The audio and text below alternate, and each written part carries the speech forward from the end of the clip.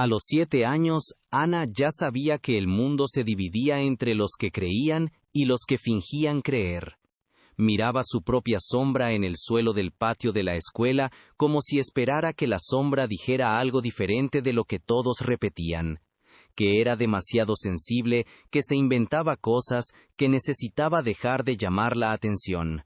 El mensaje había sido enviado por error al número equivocado el jueves, a las 10 de la noche, y solo decía: le rompió el brazo a mamá otra vez, está llorando en el baño, y dijo que fue una caída, pero yo vi. El hombre que recibió el mensaje se llamaba Ricardo, tenía 42 años, era cinta negra de jiu-jitsu desde hacía 12, daba clases en un gimnasio pequeño en la zona norte de la ciudad, y hasta ese momento nunca había llorado leyendo una frase de 17 palabras escrita por una niña desconocida. Volvió a leer el mensaje 7 veces antes de darse cuenta de que le temblaban las manos.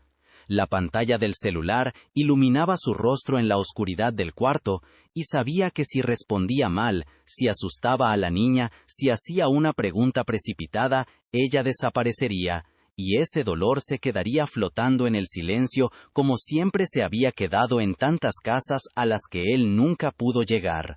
Ricardo tenía 2 hijas, de 9 y 12 años, y sabía reconocer el tono de una niña que no está pidiendo ayuda porque aprendió que pedir no sirve. Tecleou despacio, borrou, tecleou de novo, borrou outra vez, até encontrar as palavras corretas.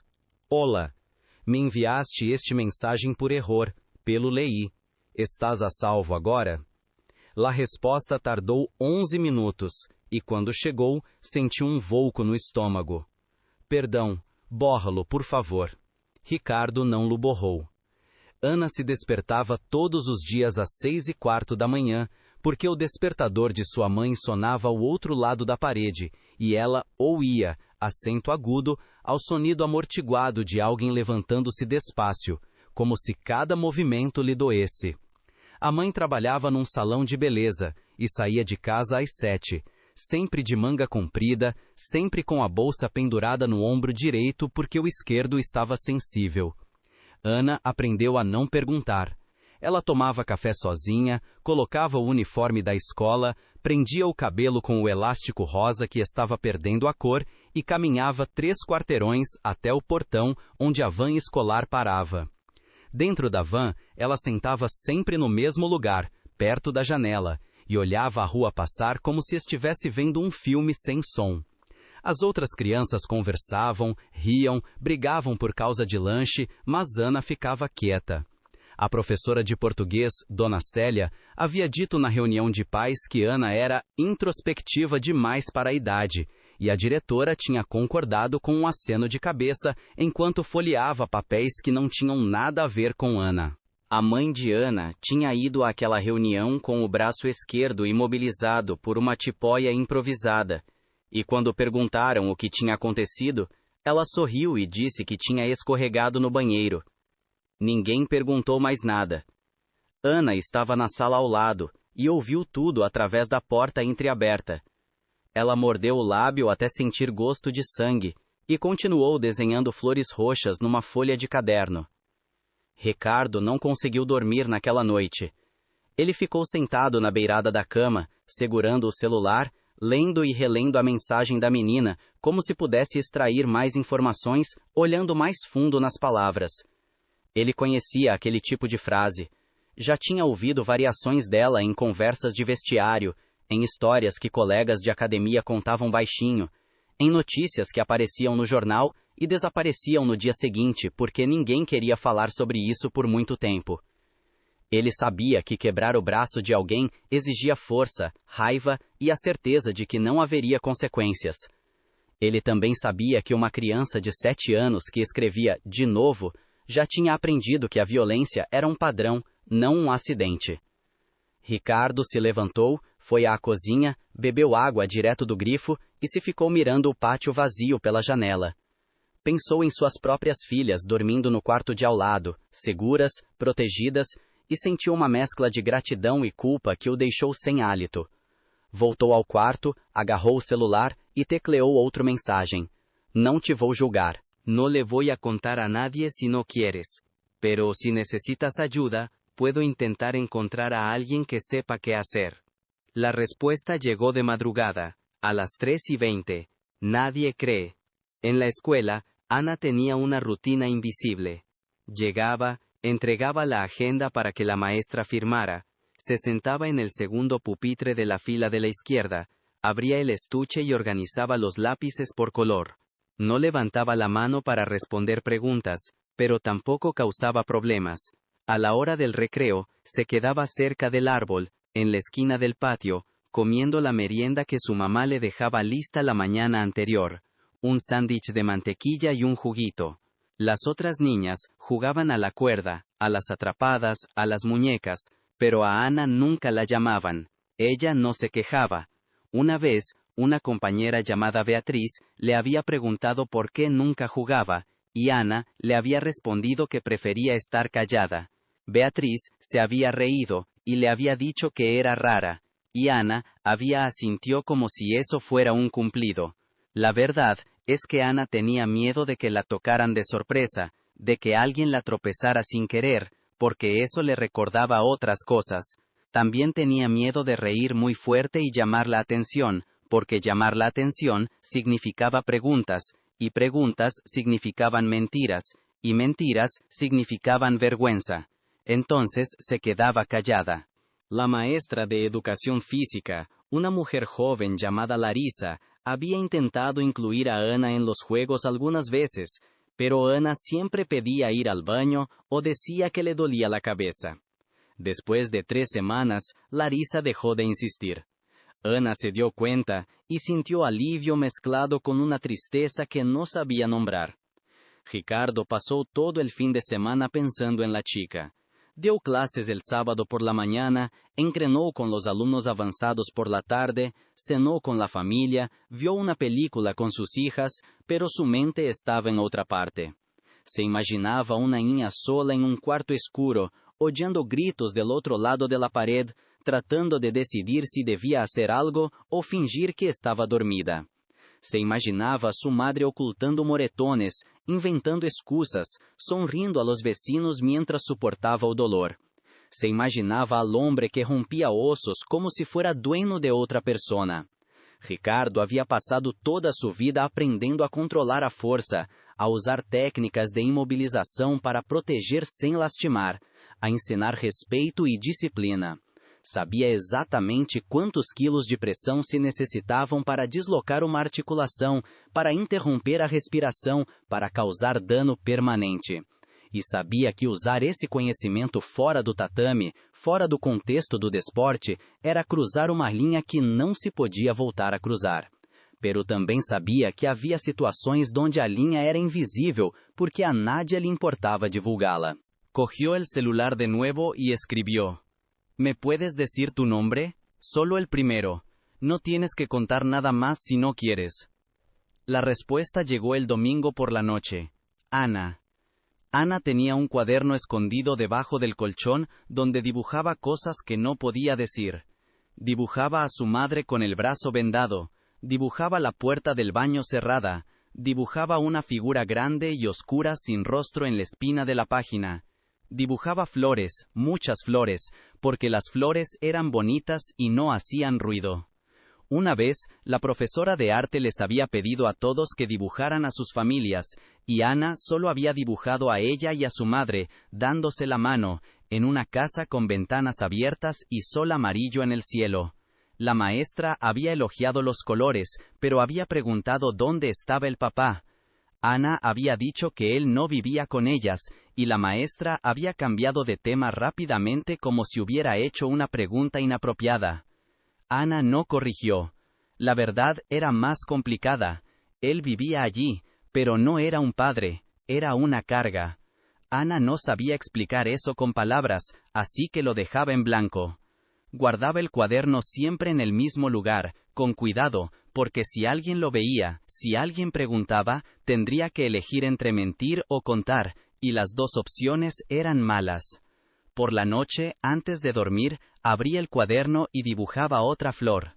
Las flores nunca morían en el papel. Ricardo decidió que necesitaba ayuda. No podía simplemente meterse en la vida de una niña desconocida sin entender las consecuencias. Llamó a una amiga abogada llamada Patricia, especializada en derecho de familia, y explicó la situación sin dar detalles que pudieran identificar a Ana. Patricia escuchó todo en silencio y luego dijo: «Ricardo, sabes que esto es delicado. Si llamas al DIF sin pruebas, investigarán, pero si la madre lo niega, si la niña tiene miedo de hablar, no servirá de nada. Y si el agresor descubre que alguien lo denunció, la situación puede empeorar». Ricardo sintió que se le helaba la sangre. «¿Entonces qué hago? ¿Hago como que no vi el mensaje?». Patricia suspiró. «No estoy diciendo eso. Estoy diciendo que necesitas más información. Necesitas ganarte la confianza de la niña, descubrir dónde vive, entender el contexto. Y tienes que hacerlo sin asustarla. Es un trabajo de chinos, Ricardo, y puede que no tenga un final feliz». Ricardo le dio las gracias y colgó, acento agudo. Sabía que Patricia tenía razón, pero también sabía que cada día que pasaba era un día en el que Ana se despertaba con miedo. Escribió otro mensaje. «Ana, de verdad quería ayudarte. ¿Puedes decirme dónde vives o el nombre de tu escuela?». Ana no respondió durante 2 días. El miércoles llamaron a Ana a la dirección. La directora, una mujer de cabello canoso y voz cansada, había recibido una llamada de la madre de Beatriz diciendo que Ana estaba demasiado aislada y que eso no era normal. La directora le preguntó a Ana si todo estaba bien en casa, si tenía amigos, si necesitaba hablar con alguien. Ana respondió que sí, que todo estaba bien, que solo le gustaba estar callada. La directora la miró por un largo rato, como si estuviera tratando de decidir si creía ou não, e luego dijo que Ana podia voltar ao salão. Ana saiu da direção com o coração latendo-lhe rápido e as manos sudando. Sabia que a diretora não lhe creia, mas também sabia que a diretora não ia a fazer nada. Assim funcionava. La gente perguntava, tu mentias, eles aceitavam a mentira porque era mais fácil que lidar com a verdade. Ana regressou ao salão, se sentou em seu pupitre, tomou o lápis rosa e seguiu copiando as palavras do pizarrão. Quando terminou a classe, se foi à casa na Kombi, entrou pela porta principal, deixou a mochila no sofá e foi direto a seu quarto. Sua madre ainda não estava em casa. Tomou o assento agudo celular que lhe haviam regalado em seu cumpleanos, esse celular simples que só servia para mensagens e chamadas, e viu que o homem do número equivocado havia escrito de novo. Leu a mensagem 3 vezes antes de contestar. Escola Primária Flor do Campo, Zona Norte. E logo, por favor, não lhe digas a Nade. Ricardo sentiu que o peito se apretava ao ler a resposta. Conhecia essa escola. Estava a 15 minutos do ginásio. Já havia passado por aí várias vezes. Havia visto a Ninho saindo pelas rejas, correndo, gritando, vivendo. Uma delas era Ana. Guardó el celular y se quedó parado en medio del área de entrenamiento, escuchando el sonido sordo de los golpes en los costales, el crujido do tatame bajo los pies descalços de los alunos, a respiração pesada de quem estava aprendendo a cair sem hacer-se dano. Ele havia construído esse lugar para ensinar controle, disciplina, respeito. E agora estava a ponto de usar tudo o que sabia para hacer algo que não estava seguro de que fosse correto, mas que sabia que era necessário. Esperou até o final do dia, cerrou o ginásio com chave e foi à escola. Se acercou à verja justo quando os ninhos saíam e se quedou observando desde longe, tratando de identificar a Ana. Viu dozenas de chacras, mas nenhuma parecia serelha. Estava a ponto de render-se quando viu uma ninha pequena, com o pelo recolhido com uma goma rosa, caminhando sola hacia uma caminhonete escolar. Entrou e se sentou cerca da ventana, e Ricardo viu seu rosto refletido no cristal. Parecia cansada. Anotou mentalmente o número da caminhonete, a matrícula, o color.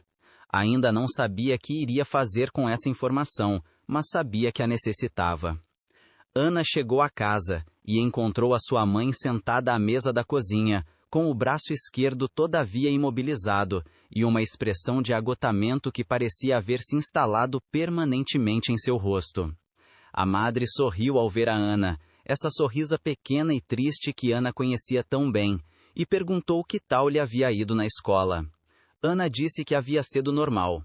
La madre asintió y volvió a mirar la taza de café frío que tenía delante. Ana fue a su cuarto, cerró la puerta, se sentó en la cama y se quedó mirando el celular. No sabía por qué le había dicho el nombre de la escuela a ese hombre.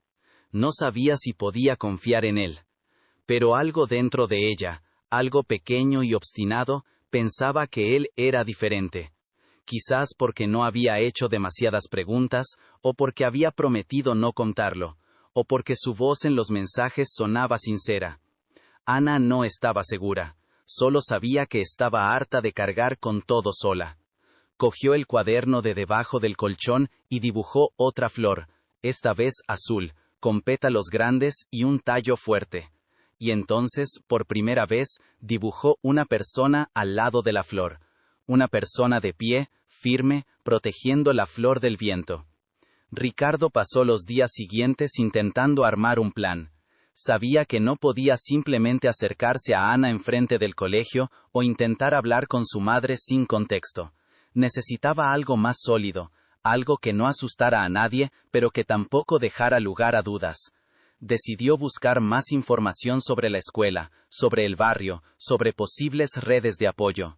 Descubrió que había un centro de salud a 3 cuadras del colegio, y que allí funcionaba un programa de asistencia social. También se enteró de que el Consejo de Tutela de la zona estaba saturado, con pocos funcionarios y muchos casos. Entendió lo que Patricia había dicho. El sistema no funcionaba porque no tenía estructura para funcionar. La gente se caía por las grietas, y nadie se daba cuenta hasta que era demasiado tarde. Ricardo no iba a dejar que Ana cayera. Le escribió de nuevo. Ana, eres muy valiente. Quería que supieras eso, y quería que supieras que no estás sola. Voy a encontrar una manera de ayudarte a ti y a tu madre, pero necesito que confíes en mí un poco más. ¿Puedes hacerlo? Ana respondió después de 1 hora. Sí. La situación en casa de Ana empeoró el viernes. El hombre que vivía con ellas, al que Ana nunca llamó padre ni padrastro, regresó a casa antes del trabajo y empezó a gritarle a la madre por algo que Ana no entendió bien. Estaba en su cuarto, con la puerta cerrada, pero podía oírlo todo. Su voz ronca y furiosa, la voz de la madre intentando calmarlo, el sonido de algo rompiéndose en la cocina. Ana se acurrucó en la cama, se tapó los oídos con las manos y empezó a contar en silencio. 1, 2, 3, 4, 5. Contaba para distraerse, para hacer que el tiempo pasara más rápido, para no escuchar. Cuando llegó a 100, el ruido había cesado. Oyó la puerta principal cerrarse de golpe y supo que él se había ido. Esperó 10 minutos más antes de salir del cuarto. La mamá estaba sentada en el piso de la cocina, recargada en el mueble, con la cara escondida entre las manos. Ana se acercó despacio y se sentó a su lado. La mamá levantó la cara y Ana vio que estaba llorando, pero tratando de disimular. Todo está bien, mi cielo, dijo la mamá, secándose las lágrimas con la manga da blusa. Solo fue una discusión tonta. Ana no dijo nada. Solo le apertou a mano a sua mana com força e se quedou aí, sentada no piso frio da cozinha, até que a mamã deixou de tremer. Ricardo sabia que estava correndo contra o relógio. Não tinha provas formais, não tinha gravações, não tinha testigos. O único que tinha era uma mensagem de uma menina assustada e a certeza moral de que algo andava mal. Pero também sabia que a certeza moral não era suficiente em um mundo que exigia papéis, protocolos, evidências.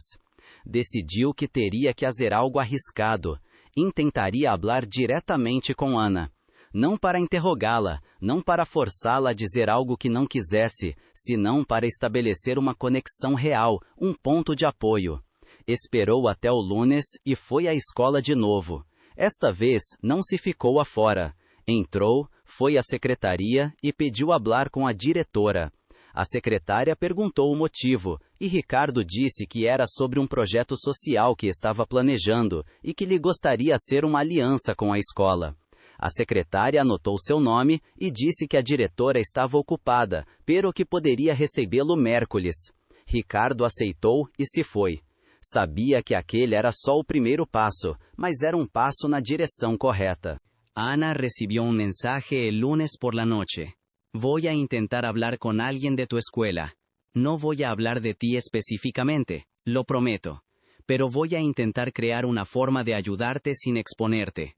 ¿Confías en mí? Ana leyó el mensaje 10 veces. Tenía miedo. Miedo de que contara, miedo de que las cosas empeoraran, miedo de que su madre se enterara, miedo de que se convirtiera en un adulto más que prometía ayudar y desaparecía. Pero ella también tenía una esperanza pequeña y frágil, del tamaño de una semilla, de que tal vez esta vez fuera diferente. Ella respondió, confío. Y entonces, como no sabía qué más decir, añadió, gracias. Ricardo leyó esa palabra, gracias, y sintió un nudo en la garganta. Sabía que no podía decepcionar a esa niña. No podía ser un adulto más que le fallaba. Necesitaba hacerlo bien. El miércoles, Ricardo fue a la escuela y fue recibido por la directora, dona Marta, una mujer de habla pausada y mirada cansada.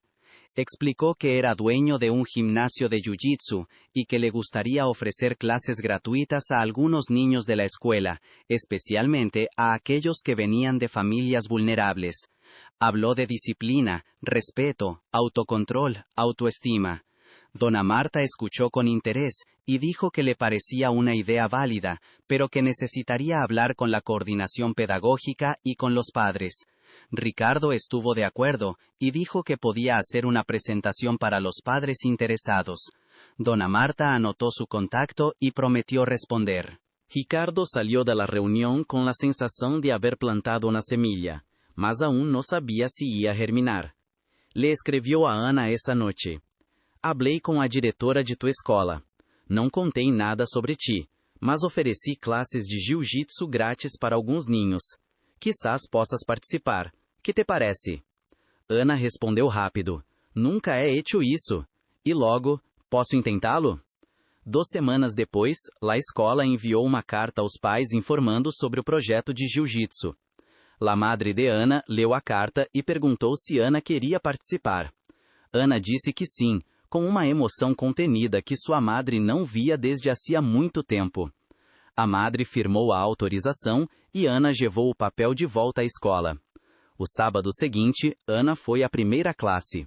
O dojo de Ricardo era pequeno, limpo, com olor a tatame novo e paredes decoradas com fotos de competições e cinturões de colores. Havia 6 ninhos no grupo, todos entre 7 e 10 anos. Ricardo saudou a cada um com respeito, perguntou os nomes, explicou as regras. Respeito ante tudo, nada lastima nadie, todos aprendem juntos. Ana se quedou em uma esquina, calhada, observando. Ricardo se deu conta e se acercou. És Ana, verdade? Disse seu nome com cuidado, como se estivesse sustentando algo frágil. Ana assentiu. Bem-vinda, disse, e sorriu de uma maneira que não era forçada. Ana sentiu algo estranho no peito. Era alívio. As classes se converteram no melhor da semana de Ana. Aprendió a caer sin lastimarse, a rodar, a defenderse. Ricardo enseñaba con paciencia, repetía los movimientos cuantas veces fueran necesarias, corregía con amabilidad. Nunca gritaba, nunca perdía la calma, nunca hacía que nadie se sintiera tonto o incapaz. Ana empezó a gustarle ese lugar porque allí tenía control. Podía aprender a proteger su propio cuerpo, a salir de situaciones de peligro, a decir no con firmeza. Y notó que Ricardo la miraba de una manera diferente a los otros adultos. La miraba como si realmente la viera. Un día, después de clase, Ricardo le pidió hablar en privado. Se puso tensa, pero él fue directo. Ana, sé que estás pasando por algo difícil en casa. No tienes que contármelo ahora, pero quiero que sepas que si algún día quieres hablar, o si necesitas ayuda, estoy aquí. Y haré lo que sea necesario para protegerte. Ana sintió que le picaban los ojos, pero no lloró, solo asintió, y por primera vez en mucho tiempo, sintió que no estaba sola. Ricardo empezó a notar pequeñas señales. Ana siempre llegaba con manga larga, incluso con el calor. Evitaba movimientos bruscos con el brazo izquierdo. Tenía la costumbre de encogerse cuando alguien levantaba la voz, aunque no fuera con ella. No necesitaba más pruebas, lo sabía. Pero saber no era suficiente. Necesitaba una estrategia que protegiera a Ana sin ponerla en mayor peligro. Decidió hablar con la mamá de Ana. Esperó hasta el final de una clase y le pidió hablar en privado. La mamá de Ana, una mujer delgada con ojos hundidos, accedió. Ricardo fue cuidadoso. Elogió el progreso de Ana, dijo que era una alumna dedicada, y luego, con voz tranquila, dijo: Llevo muchos años trabajando con niños y sé reconocer cuando un niño está cargando un peso que no debería. Ana es una niña fuerte, pero veo que está sufriendo. Si hay algo que pueda hacer para ayudarles, lo que sea, estoy a su disposición. La mamá de Ana se quedó en silencio por un largo rato. Sus ojos se llenaron de lágrimas, pero las contuvo. Gracias, dijo, con la voz quebrada, pero todo está bien.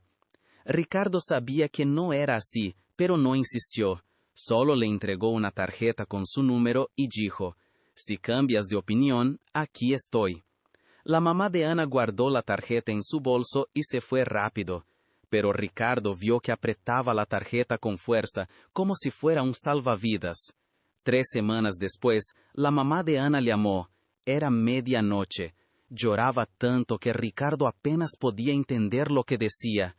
Me rompió una costilla esta vez, susurró. No aguanto más. Mi hija no aguanta más. A Ricardo le hirvió la sangre, pero mantuvo la voz firme. ¿Dónde estás ahora? En casa. Él salió. ¿Están seguras por ahora? Sí. ¿Puedes salir de casa mañana temprano con Ana? Creo que sí. Entonces hazlo. Yo las ayudaré. No están solas. Ricardo colgó acento agudo y pasó la noche organizándolo todo. Llamó a Patricia, la abogada, y le explicó la situación. Ella dijo que prepararía una orden de restricción de urgencia. Llamó a una amiga trabajadora social que trabajaba en un refugio temporal para mujeres víctimas de violencia. Ella dijo que tenían cupo. Llamó al gimnasio y canceló las clases de la mañana siguiente. Iba a recoger a Ana y a su madre, y se aseguraría de que estuvieran a salvo. A la mañana siguiente, Ricardo estacionó el coche a 2 cuadras de la casa de Ana. Su madre salió con una mochila pequeña y Ana a su lado, con la mochila escolar a cuestas. Entraron al coche rápidamente y Ricardo condujo en silencio hasta el refugio. El lugar era discreto, seguro, con personal preparado para manejar situaciones como esa. La trabajadora social recibió a las 2 con amabilidad, les explicó los procedimientos, les mostró la habitación donde se quedarían. Ana miró a Ricardo antes de entrar, y él vio miedo y alivio mezclados en su mirada. Se agachó para estar a su altura y dijo: «Fuiste muy valiente, Ana. Salvaste a tu madre y a ti misma. Seguiré ayudándolas, lo prometo». Ana asintió, y por primera vez desde que la conocía, ella sonrió. Era una sonrisa pequeña, todavía insegura, pero era real. En los días siguientes, Ricardo siguió todo de cerca. Se concedió la orden de restricción, prohibiendo al agresor acercarse a Ana y a su madre. La policía fue a la casa y sacó sus pertenencias. Se notificó al Consejo de Tutela o la entidad equivalente, como Bienestar Social, y se abrió un expediente de seguimiento. La madre de Ana comenzó terapia y encontró un trabajo temporal a través del programa del refugio. Ana siguió indo a la escuela, ahora en una furgoneta diferente que la recogía directamente del refugio. Y ella siguió indo a sus clases de jiu-jitsu los sábados. Ricardo nunca cobró nada. Él también empezó a ofrecer clases extra para otros chicos del refugio, gratis, porque se dio cuenta de que muchos de ellos necesitaban eso tanto como Ana, un lugar seguro, disciplina, control sobre su propio cuerpo, la sensación de que podían defenderse. Ana empezó a cambiar. Seguía siendo callada, pero ahora era una quietud diferente, não pesada de miedo, sino ligeira de segurança. Empezó a hacer amigos en la escuela. Empezó a sonreír más. Empezó a levantar la mano en clase para responder perguntas.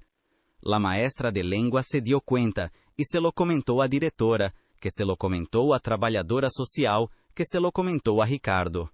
Hiciste la diferencia en su vida, le dijo la trabalhadora social. Ricardo negou com a cabeça.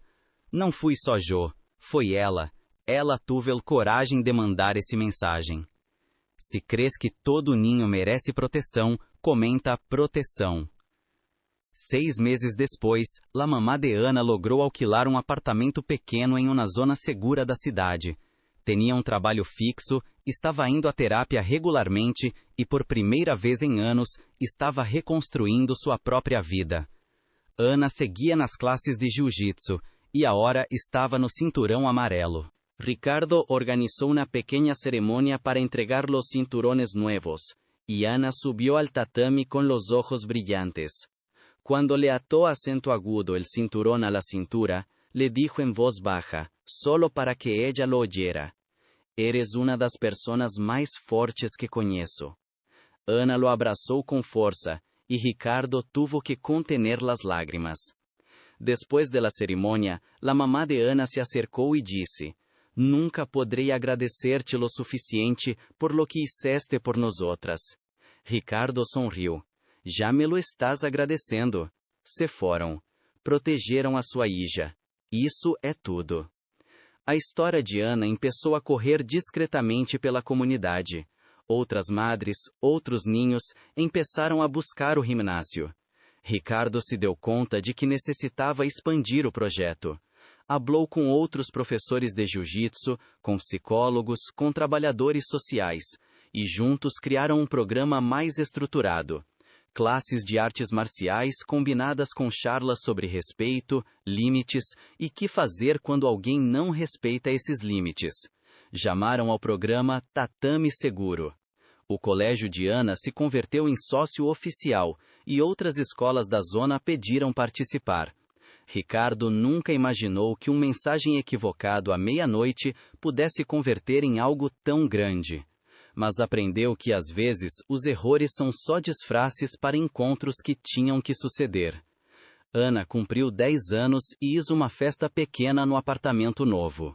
Invitou a algumas amigas del colégio, a la maestra Larissa, a la trabalhadora social do refúgio e a Ricardo com suas hijas. Foi uma festa sencilla, com pastel de chocolate e jugo de naranja, pelo estava cheia de sorrisos. Ricardo viu a Ana correndo pela sala, rindo, jogando, e sentiu uma gratidão tão grande que quase doía. Pensou em como tudo poderia haver sido diferente se esse mensagem não lhe houvera chegado, se lo houvera borrado como Ana lhe pediu, se houvera quedado calado. Pensou em quantas outras Anas existiam por aí, enviando mensagens que nadie respondia, esperando alguém que nunca chegava, e decidiu que seguiria respondendo, sempre. Se alguma vez has visto alguém sofrer em silêncio, comenta, eu vi. A mamãe de Ana ralou a Ricardo a um lado e lhe disse: queria que soubesses que finalizei o divórcio, e consegui a custódia total de Ana. O juiz determinou que ele não pode acercar-se a nós outras por tempo indefinido. Ricardo sorriu. Isso é genial, se merecem essa paz. Ela assentiu, e logo disse algo que ele nunca olvidaria. Sabes, há gente que salva vidas em hospitais, em bombeiros, em guerras. Pero tu salvaste nossas vidas de uma maneira que nadie vê, nos devolveste a dignidade, e isso vale mais que qualquer coisa. Ricardo não soube que dizer, só o abraçou e disse: vocês se salvaram assim mesmas, eu só mantive a porta aberta. En el dojo, Ricardo, C-O-L-G, acento agudo en la pared, una frase que Ana había escrito en un papel y le había dado el último día de clase del año. Gracias por creer cuando nadie creía. Miraba esa frase todos los días antes de empezar las clases, y le recordaba por qué hacía lo que hacía. No se trataba de cinturones, medallas o competencias. Se trataba de crear un espacio donde niñas como Ana pudieran aprender que sus cuerpos eran suyos, que tenían derecho a decir no, que merecían ser protegidas. Y se trataba de estar presente, de responder cuando alguien pedía ayuda, aunque fuera por error. Si crees que la familia es una elección, comenta familia. Ana siguió creciendo. Se convirtió en cinta naranja, luego verde. Empezó a ayudar a Ricardo en las clases con los niños más pequeños, enseñando los movimientos básicos con la misma paciencia con la que él le había enseñado a ella. Seguía siendo callada, pero ahora era una quietud llena de fuerza, no de miedo. Todavía dibujaba flores en su cuaderno, pero ahora también dibujaba personas al lado de las flores, personas de pie, firmes, protegiendo. Y cada vez que un chico nuevo entraba al dojo, tímido y asustado, Ana se acercaba y decía lo mismo que Ricardo le había dicho el primer día. Bienvenido, aquí estás a salvo. Ricardo nunca le contó a nadie sobre el mensaje original.